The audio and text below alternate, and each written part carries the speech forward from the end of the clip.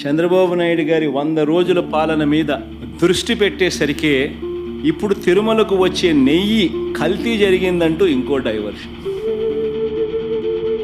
దేవుని దగ్గర పెట్టే ప్రసాదం అపవిత్రం చేసే విధంగా నాసి రకమైన ఇంగ్రీడియంట్సే కాకుండా ఎనిమల్ ఫ్యాట్ కూడా వాడారని. ఇది నిజంగా అన్నిటికన్నా ఇంకా ఆశ్చర్యం కలిగించే పెద్ద డైవర్షన్.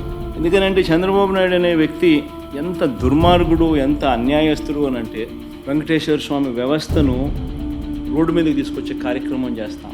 నిజంగా అసలు ప్రొసీజర్ ఏంది, ప్రక్రియ ఏంది, ఎలా జరుగుతుంది అన్నది నిజంగా కూడా అందరూ ఒక్కసారి ఆలోచన చేయాలి. ఈరోజు నెయ్యి సప్లై చేసే ఈ కార్యక్రమం ఏదైతే జరుగుతూ ఉందో ఇదేదో కొత్తగా జరిగే కార్యక్రమం కాదు. ఇది ప్రతి 6 నెలలకు ఒకసారి ఇది రొటీన్గా రెగ్యులర్గా జరిగే కార్యక్రమం. ప్రతి 6 నెలలకు ఒకసారి ఆన్లైన్లో టెండర్లు పిలుస్తారు, కంపెనీలు కోట్ చేస్తారు.